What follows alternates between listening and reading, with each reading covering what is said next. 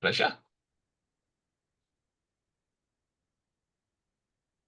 Hello, welcome to the Fairy Whispering podcast. I'm really delighted to welcome my guest, Mark Norman, today. He's a folklore researcher and author based in the UK. He hosts the Folklore podcast, curates the Folklore Library in Crediton in Devon, which is also some of it's online as well. I'm sure Mark will share about that in a moment.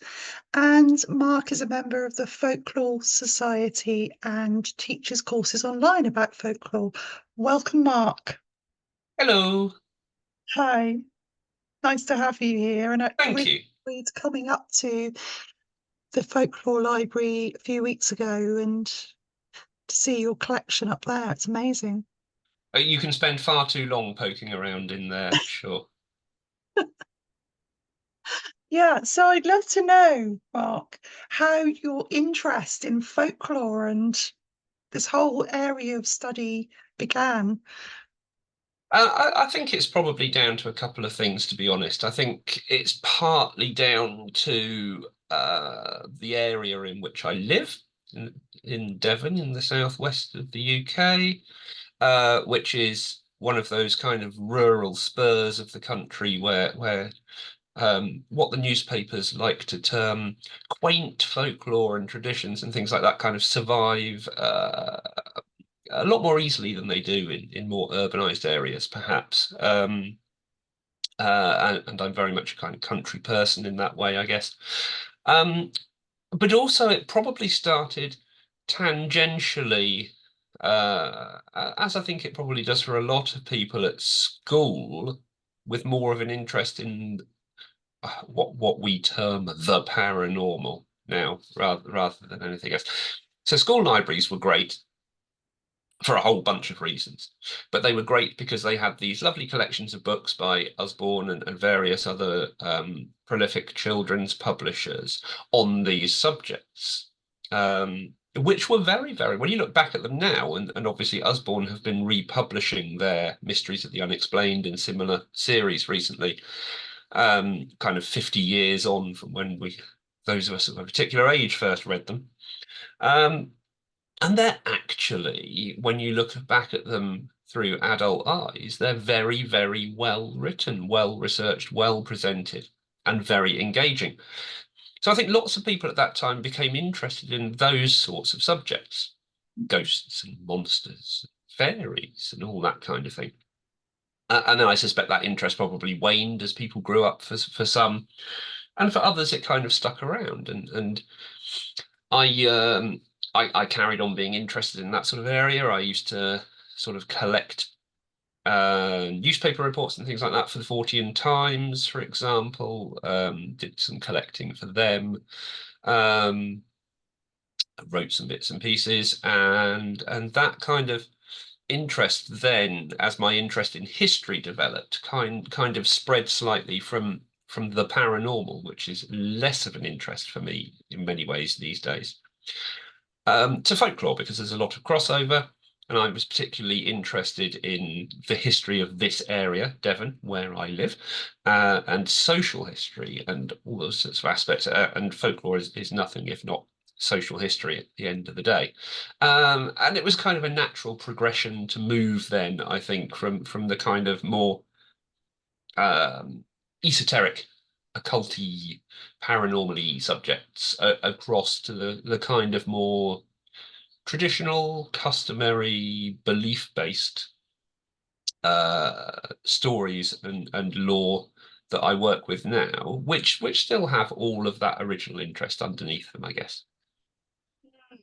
That's really interesting. You started off with the esoteric and have moved gradually more into this area of study. And Yeah, what because when was you're young, that's what interests you more, isn't it? yeah, History's dull at school. You only find out that history's interesting actually later on when you come out of the curriculum and look at it your own way. definitely. And a lot of the ghost stories I used to tell my friends at school, I'm now learning the history of those through wonderful collections like the one that you manage in Crediton. Um, why is folklore important then, Mark, for people that are new to this? Well, folklore is important because it's part of everybody's everyday life. You don't Mm. necessarily think about it straight out like that. But you interact with it many times every day without necessarily realizing it.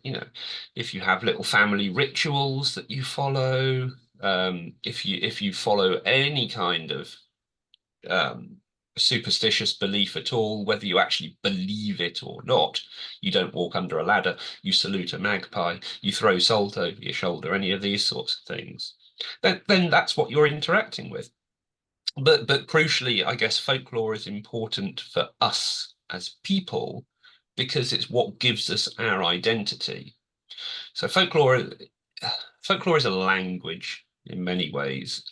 It's a language of symbolism. It's a language of meaning, these sorts of things. And obviously that's very culturally relevant depending on where you are. So something might mean something a little bit different to someone who lives in another country or another county or another region, but it's part of what gives them their sense of identity, their sense of belonging in a community. We talk about folk groups, those groups of people who share common interests, whether that's knitting and craft work, or whether it's something else, following a particular sports team, following a particular music group, whatever. They're all folk groups. They're where we share our interests. And all of that comes under the same sphere, and it helps us to understand our place in the world, what things mean to us, and folklore serves many purposes like that. So we have stories in folklore that have developed as warnings to keep away from dangerous areas. We have stories in folklore that teach us right from wrong. We have morality tales, particularly coming out of Edwardian and Victorian folklore collecting periods, for example, those sorts of things. But underneath it all, it's what makes us us. Mm. And you're very interested in encouraging people to collect folklore, aren't you, with your project? So how can people on an everyday basis start to record and collect folklore, say family stories, and where where can they share this information? Well, anywhere that kind of houses collections of traditional material. I speak for the Folklore Library and Archive because that is our purpose. There are plenty of other places that do the same thing. Um, and lots of archives for more local history-based stuff do the same thing as well. Um, it's vital to kind of record this stuff for the future for many different reasons because as I say, this material tells us who we are. It helps us to understand us and our world, and then in the future obviously it allows people to understand why things changed and developed the way they did, why people do particular things. And there are loads of ways that you can do that as well. So, you don't have to set out to think, okay, I'm going to actively collect folklore and go out into the field and interview people. You can absolutely do those things, but you don't have to. You can do it on an individual ad hoc basis. If you go to the pub on a Wednesday night and there's a Morris dance team dancing in the car park, take some photos, take some video. Um, and then submit it to people who house those sorts of collections. And the Folklore Library and Archive exists for this purpose. So unlike a lot of places where um, you need to get through paywalls to access particular materials, or you need to pay for this, that, and the other. That's not the remit of the Folklore Library and Archive. It's a charity, Mm. and our charitable constitutional remit is to collect and preserve traditional materials for the future for the benefit of the public generally, but crucially to make them freely available through open access. So you do not have to pay to access our materials. You can request materials and have free access to, we like people to give a donation because we're a charity and we won't keep going if people don't do that, but you don't have to. And that's the difference. So, it's just a case of going, okay, here are some things that I did. you send them in, and you can email them in or whatever, and then somebody might say, or just tell us where it was and when it was, and then we add it to the archive to benefit everybody. You don't even have to actively go out and do it. Everybody has collections of family photos. Within those collections of family photos, there are inevitably going to be photos of carnivals and fetes and fairs and all of those traditional things from years ago that your grandparents or your parents went to. And anything like that is of interest, you know. If there are stories within your family that are of interest, jot them down and send them in an email, you know, record conversations with family members on your phone and send in voice clips, anything like that. It's all grist to the mill. It's all preservation of these materials. And that's the vital thing, because we have so many cases of people who used to actively collect material who pass away. They make no provision for what's going to happen to that material. And then inevitably it gets lost. And so much important material has gone that way. And what we're trying to do is prevent that in the future. Yeah, that's so important. I mean, I'm very aware of that with my family and some of my episodes. I've recorded my father talking about stories from his family, like the hairy hands. Um, so yeah, it's really great. I mean, I'm just thinking now, there are things that I could send you. Well, yeah, and indeed you already Exactly. have, because Yeah. you've sat down and recorded as an audio clip some of your stories in the past and emailed them in, and now they're in the folklore library archives and digitized and online, and anybody can go and listen to them. And yeah, anybody can do it, and it's dead easy. Yeah. And what's some of your favourite folklore, Mark? Is there anything that you really, any areas that really interest you above others that you could share with us? You know, it's difficult to pin it down precisely, to be Mm, honest, because so much of it is of interest. For me personally, I like to work on a local level mm, for much of my research. So I really enjoy collecting and working with Devon folklore. And I had a book published recently last year on folklore of Devon. And that comes out in paperback actually in October this year as well, yeah, in a more affordable format for people who can mm, actually read it, because it's published through a university press, and therefore the hardback was expensive. But that'll be sorted soon. And I love working with stuff in my area, because you can see how stories have moved around and changed and developed far more easily. You can see how it relates to things around you. mm, But at the same time, I have obviously broader interests as well. Um, and lots of people will know that black dog apparitions are one of my particular areas of interest, because I hold the archives of most of the sightings of black dog ghosts in the UK, well, and beyond actually. And that was the subject of my first book, and so that's always been of particular interest. But I don't like to pin it down too much, because I find it all fascinating. But if I had to be forced down and told to give one or two examples, then black dogs for sure, because I've been working with that material for years. But particularly um, regional folklore from my area is a big interest too. yeah. I mean, could you share an example of black dog sightings, stories in this part of the world, in Devon? And what that I mean, there are hundreds. I suppose some are of particular interest, because they relate to different things. So after this interview, for example, I've got to go down to Buckfast to film an interview with somebody about Richard Cable, Squire of Buckfast whose tomb is in Buckfast Old Church Mm, graveyard. And that's a very famous black dog story, because it most likely was one of the inspirations for Conan Doyle when he wrote The Hound of the Baskervilles. But it's a story that's connected more with the concept of the wild hunt and the kind of more mythological angle.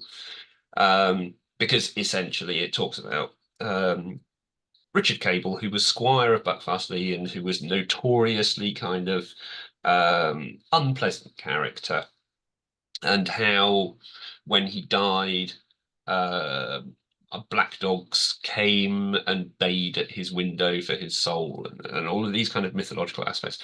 And then the local parishioners bury him in this big altar tomb with a stone on top of him, and to stop his spirit from rising because he's so notoriously unpleasant. Now, a lot of this is mythological, a lot of this is metaphorical, but it ties in quite nicely with the concept of the wild hunt and the way that that is seen in Devon. And then at the other end of the spectrum, you've got something like the Black Dog of Torrington, which is a really interesting case because it's a whole series of reported sightings of apparitions of a black dog that follow a path from kind of Morchard Bishop area in mid Devon right the way through to Torrington in North Devon. And there are dozens of sightings that follow this route. But what makes them particularly interesting is when they were plotted, and they were plotted in the 1960s by a historian, local historian. They follow all sorts of known roads and pathways, some of which don't really exist anymore. Some of them are ancient trackways, but you can plot this whole kind of route, which is particularly interesting in itself. And that's exactly the opposite kind of idea, because there's nothing demonic or mythological or any of those sorts of things about it. It's just apparitions of a dog that might follow you for a while and then disappear, but it's not portentous, it's not evil, and these sorts of things, which most black dogs aren't. You know, less than 50% of black dog reports from the archives, when you go through them, have anything at all to do with demonic hellhounds or omens of disaster or any of these sorts of things. They're just dogs. And that's interesting of what you said about mapping the route, because I've noticed through my own research in this area, other researchers around the world will have with their particular places that they live. There seem to be clusters of these areas, clusters of stories or folklore in particular areas. Mm. Is that something you've noticed or tried to map? Yes, absolutely, but you have to be slightly wary about the way that you look at that. So, for example, there is a very famous, if you're into black dogs anyway, a very famous map of black dog stories distributed across the UK, which Yeah. was published in the 1950s by Theo Brown in an article in the Folklore Society Journal. And it shows these strong clusters in Devon, excuse me, clusters in Somerset, clusters in Lincolnshire, and one or two others, which at first glance suggests that these are particularly strong areas for this, but they're not, because if you look at reports across the UK, they're very evenly spread. It's just that in the 1950s, there were only 3 or 4 people who actively collected the stories, and that's where they lived. And we didn't have the benefit of global communications back then. We had the postal system or talking to local people, and most people talk to local people. So you have to be wary about historic distributions like that and what they might suggest, because normally what they suggest is this is where people were actively collecting.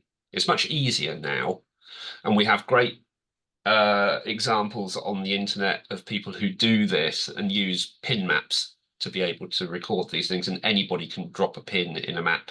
Although there are some slight dangers to that, but anybody can submit stories, and then somebody who knows what they're doing can drop a pin into a map is perhaps a better example. And then we see these much broader spreads of stories.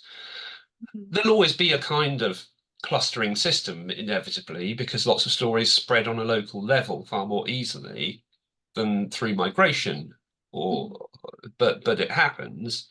So you will find clusters, but you have to be careful about how you analyze them and look at, when they might have been collected is a good starting point for that, for example.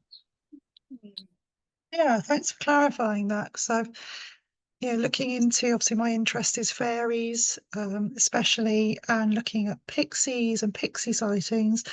Like you say, it depends on whether there was someone there collecting that data. Yes, in and that lots of that specific data will be place. historic. So you do have to bear it in mind. It's not the be all and end all, but it just means that you do need to do a bit of digging around to find out whether that might be the case. If there are lots of stories recorded in a particular area and they were all collected by Sabin Baring Gould, then probably that you're looking at that. If they've all come from the same source, then it's likely that that's a reason. But otherwise, just drill down a little bit and see what comes up. What's your understanding of West Country fairies? Because there's different ideas, aren't there, that they were a race of ancient people, and then there's another camp of people that say no, they're spiritual beings. Have you come to any sort of conclusions about who the fairies might be? It's very difficult in terms of folklore, which is the way that I look at these sorts of things, to pin this down. Now, we know that the concept of fairy is very old, easily pre-medieval, probably more like prehistoric in some senses. But obviously, we don't have any kind of source material from back then to be able to work with. So we're always going to be working with speculation.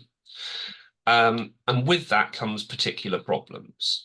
There was in the sort of Victorian period, 18th, 19th century, say, a school of thought which kind of went, if it's on the moors and it's made of stone, it's druidic, which Yes. we know is not the case. Mm. Apart from anything else, the Druids are notorious for having no written records at all. But there were people who worked with this concept, and it kind of became embedded for a while. It's been quite kind of solidly disproven now, but these things stick around. And the same thing, I guess, happens in other areas as well, where we have these ideas become embedded, like the ancient race theory, the kind of archetypal folk memory theory, these sorts of things. They've all been positive, they've all been looked at, and they've all been dismissed as ideas, but they kind of stick around. Mm. And the way that folklore and these sorts of areas work is that ideas stick around because some people choose to follow those particular ideas. And that's absolutely fine. What you have to remember about folklore is it's not interested in whether something actually exists. That's a different school of thought altogether. Folklorists don't set out to prove that a ghost exists or doesn't exist. They don't set out to prove that ghosts are spirits of the dead. Don't set out to prove that fairies are an ancient race or diminutive magical supernatural creatures or something else. Doesn't matter, because what we're interested in is the experiences, the stories that people tell, the experiences that they have, what those mean for that person, what they mean for that person's sense of identity. And this comes back to what I was saying at the beginning about folklore imbuing people with a sense of identity, what it means for the landscape around us.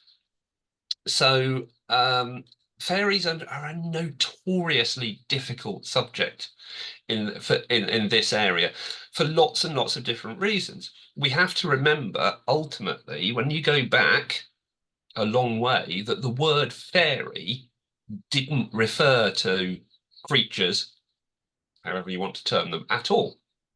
The word fairy referred to the believed supernatural realm in which other things happened.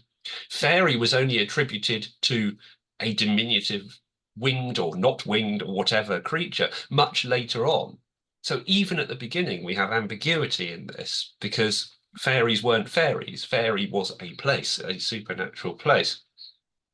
It's really difficult in these ancient examples, as I say, because the stories are so sparse. So Anglo-Saxons, Celtic races, they had these beliefs, but we don't have kind of records in them.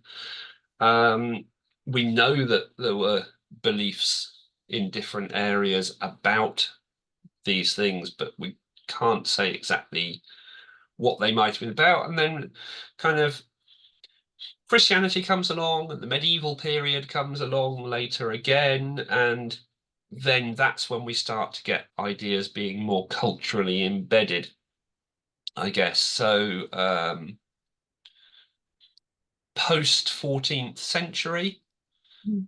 we find the word fairy being less used to talk about the land in which these creatures live, and we find it being used more to talk about these creatures.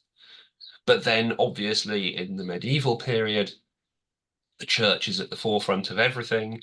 So then fairies instantly become evil because they're not God's creatures, they're something else. And then we have to deal with this whole concept as well, which all adds to the idea. So, the church was very much binary in these things. Things were good or things were evil, depending on whether they were, biblically understood to be of God or something else. But most people had beliefs that kind of sat more between the two, and that's where we see the kind of interest in fairies developing. In terms of the West Country, which is what you're particularly talking about, I think we see a few different examples. We see a lot of examples of fairies related to the land because the West Country is such a rural area. So we find a lot of stories related to farming and helpful and unhelpful sprites related to that, for example. Similarly with mining in Cornwall, particularly, because mining wasn't such a strong thing in Devon, but over the border in Cornwall, obviously mining was a very big thing. And we have all of the ideas of the Cornish knockers and fairies that either lead miners to a good seam of tin or whatever it is they're mining, or they lead people into danger or out of danger, depending on the stories. And this, like most folklore, the stories are very contradictory. So lots of our concepts relate to land use down here and what was important to day-to-day life. So land, agriculture, mining, and then we have, particularly in the West Country, probably my favourite fairies, which are the pixie leading fairies that lead people astray from paths and things. And they relate to one or two different ideas in the West Country. So here we get those very, very particular things that are based on what the land is being used for, I think. Yes, and pixie leading. There are so many examples of that, aren't there? And it's hard to pin down what was actually going on in those cases. And, Yeah, you know, yeah. there's lots of derisive comments made about these experiences, but people still experience this strange phenomenon. Yes, I'm they just, absolutely do. yeah, I'm just wondering, Mark, have you ever experienced anything that you can't explain? Um, You'd say was supernatural? it's hard to say for certain. Mm. I have seen uh, evidence in the landscape that I suspect is strong evidence of out of place animals, but that's not supernatural. So, like big cats in the landscape, for example, kind of gets lumped into the same area, but it's not Yeah. supernatural. Um, I've certainly had one or two experiences which I think are unusual and which people would term as being potentially supernatural. Hearing a voice where there is nobody who should have made that sound, for example, that sort of thing. So auditory phenomena, one or two examples of that. Um, Olfactory phenomena, so smelling odd things in where you shouldn't be smelling particular things. That would be about as far as my experience goes. Um, but I guess it also comes down to how you're tuned to think about things, and I'm very much tuned to think about things in terms of explanation or potential explanation as part of exploring why something happens. Not saying for certain, yeah, I wouldn't put myself down as being a hard and fast kind of everything has a rational explanation and I can give you that explanation in 10 seconds because that's not what skeptical thinking is about. It's not what critical thinking is about, and it's certainly not what folklore is about. It's about a range of possibilities and not about evidence for a particular thing. So I've had one or two experiences which have potential to have, yeah, more out of place origins, but I can't say for certain what the cause of them was. But certainly nothing that I would say is strongly supernatural in the way that some other people would report it. Interesting. Which folklorists have most influenced your approach to folklore and researching folklore? I think there are two for me who I would say are particularly influential for different reasons. There are lots and lots of very good folklorists, but certainly two who I think probably have influenced the way that I do things. One is Theo Brown. Theo Brown was a West Country folklorist. She died in the 1990s. She was particularly active between the 1950s and the 1990s. And she was not a great publisher of material. So my Black Dog book is based on her research notes, which were never published, for example. She published a book with Gerald Press called Devon Ghosts, which is quite well known. It is simply, if you think about any of the books that Peter Underwood put out, of which there are about 1 million, it is simply that. It is a collection of stories, no particular analysis or anything like that. It's just a collection of ghost stories. It's a great book.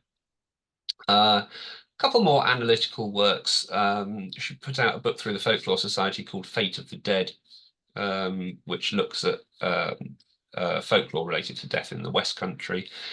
That's a less accessible book in some ways, but it's certainly far more of interest in terms of folklore analysis. But outside of that, the most important thing that she did was collect. And she collected masses of material. She gave lots of talks. She corresponded lots. She was very famous for her typewritten letters. And we have all of her material. If you go to the University of Exeter Special Collections department in the library there, you can access it. There are boxes and boxes and boxes and boxes of it, all broken down into different categories: fairies, witchcraft, ghosts, far more obscure things, customs, traditions, all of that sort of stuff. And she, more than anybody else, probably gives us the knowledge that we have now about folklore in Devon through her collecting. So that is one person who I think is particularly important. The other one for me is a colleague of mine at the Folklore Society, Jeremy Hart, who he has written a number of books, including a very good one on fairies, actually, explore fairy traditions, through Heart of Albion Press, I believe. And Jeremy just knows so much about everything. And he's one of these people who just has that kind of brain that when he reads something, hears something, collects something, it lodges in there, and that's it. He can then instantly recall it at a moment's notice. It's a phenomenal thing to be able to do. At the same time, Jeremy is, and he won't mind me saying this at all, he's a complete Luddite. Okay, so you can contact Jeremy by email. He can manage that. But he doesn't have a TV. He doesn't, as the best of my knowledge, have a fridge. He just there's him and the work that he does as a museum curator and the work that he does as a folklorist, and that's what he does these days. And he's very, very knowledgeable, very, very open with material and with offers of help and that sort of thing. And that's how it should be. And I think he's a great character for all of these sorts of reasons. But that's also a really good thing about folklore generally. If you interact with people online quite a lot, for example, you'll know that if you're working in particular fields, science, technology, history, all of those things, people are very, very kind of closed about their research and this sort of thing. This is my work. You can't see it. I'm going to publish it, and then you can read it. But otherwise, no, you can't have it. Folklorists just go, yes, here's my stuff, Yeah. and throw things your way, and they all do that because folklore is about this kind of material which belongs to everybody. Mm. Folklore used to be a compound word. Folk and law, two words. Folk, that's us, everybody. Law, that's our beliefs, comes from the Anglo-Saxon. So the beliefs of the people. This material is not locked away academic study material. It belongs to everybody. And folklorists notoriously share stuff around. And that's why it's such a nice area to work in. It is. I mean, from my experience, I know you've sent me some material from my research into pixies, which has been really helpful, and other people that I've spoken to as well. It's the way it should be, like you say, because we're all trying to, from our own perspectives, trying to understand these stories, this information from the past, and also to keep it alive. And that's the most important thing, isn't it? So that future generations can access this information, or Yeah, present generations. yeah. Yeah. Which is exactly why the Folklore Library and Archive has the constitutional aim that it does. It's to make this material available so that everybody can benefit from it. Thank you, Mark, for your time. Is there anything else you'd like to share? Well, I guess people can can Yeah. can go and find out more about the Folklore Library and what I do and those sorts of things. I can share those details if you like. Yes. So, Yes, the please do. Folklore Library is easy to find online because it's folklorelibrary.com.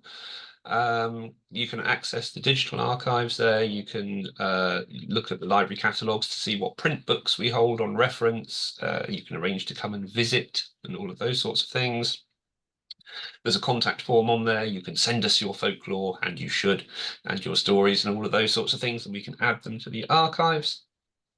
Other than that, the other main folklory thing I do, apart from my writing, is my podcast, which you can visit at thefolklorepodcast.com. Again, very easy to find. It's like 100 million years worth of episodes on there now, like 10 years, but it's been a while. Lots of material on there that you can catch up on if you haven't listened to it, including stuff on fairies and stuff on other things too. And you can find all my books on the online shop on there as well, and buy them and read about all of these sorts of things.